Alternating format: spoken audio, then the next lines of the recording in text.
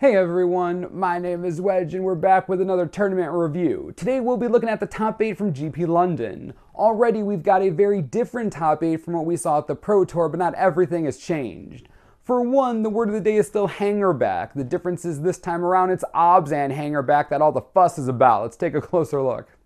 Abzan hangarback took 4 of the 8 spots in the weekend's top 8. The finals matchup between champion Fabrizio Anteri and runner-up Matteo More was 100% hangarback. Marco Camelucci finished 6th with a hangarback deck of his own, and Daniel Fior took 8th with his. The other decks in our top 8 were all different. Eric Skinstad finished 3rd with green-white megamorph, Bill Chronopoulos took 4th with Jeskai, Piat Wald placed 5th with Abzan Control, and Martin Yuza claimed 7th with red-green dragons. So what makes the hangarback Abzan deck tick? It's a mid-rangey deck with an aggressive edge, but with plenty of removal and a hefty late game fueled mainly by, what else, Siege Rhino. Hangarback Walker fits right in here. You can drop it on turn 2 and grow it over the course of a game, or plunk it down later on as a big body that leaves behind a swarm of annoying flyers when it dies. The rest of the creature selections are on the lean side in terms of mana cost, with few costed higher than Siege Rhino or a particularly pricey walker. Warden of the First Tree showed up in small numbers, no more than 1 or 2 in a list. Fleecemane Lion was a consistent 4 of in the 2 slot with varying numbers of Den Protectors as accompaniment, though let's face it, the Protector's usually coming down face down. Unoffensive the Foremost is a welcome fit for the 3-drop slot, boosting attackers and nerfing graveyard recursion like the aforementioned Den Protector. Moore and Camelucci cut smaller creatures to fit in Wingmate Rock, though Anteri and Fior did not.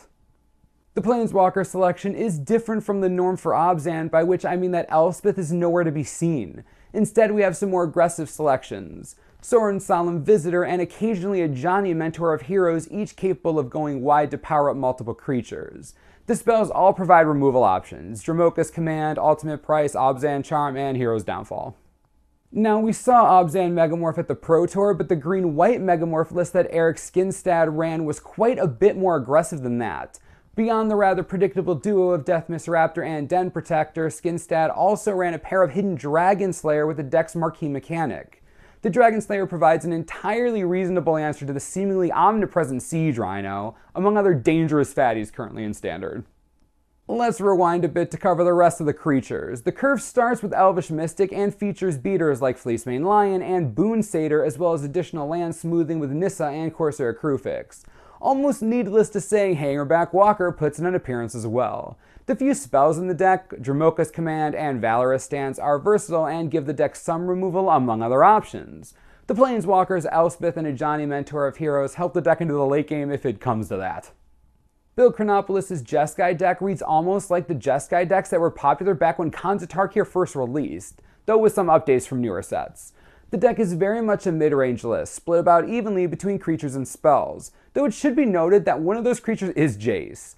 Another, interestingly, is Manus Rider, which recently started to come out of its retirement of sorts. Soulfire Grandmaster, Goblin Rabblemaster, and Stormbreath Dragon fill out remaining slots.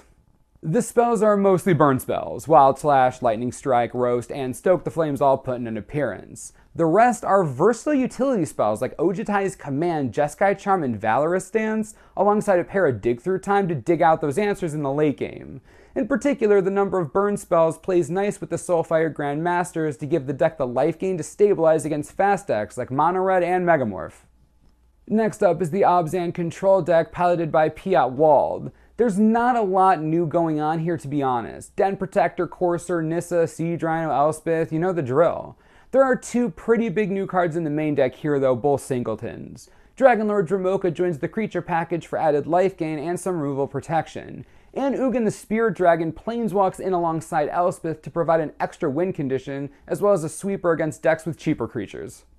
The last deck we're looking at today is Martin Yuza's Red-Green Dragons. This is actually a pretty interesting deck. Even though you can probably guess most of the list just from the name, it's not very common, and it's got a little bit of every other green deck in the format.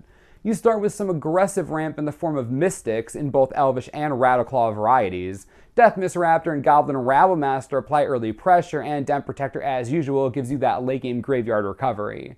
The curve tops out at Thunderbreak Regent at 4 mana, followed by Stormbreath Dragon at 5. Other than lands from here, you just get 10 spells to burn out anything that gets in your way. 3 Wild Slash, take out anything small. Draconic Roar lets you hit slightly bigger targets while also moving your opponent closer to Fiery Death. And Crater's Claws can take out pretty much anything that the other burn spells don't hit, especially once you start dropping dragons. And that about wraps up this week's tournament review. What'd you all think? Did you expect Hangarback Walker to be this dominant? Plus, and let's be honest, green and white decks are having a grand old time. They're everywhere, I'll tell you. This is not the meta for control right now. Jeez, I feel so lonely.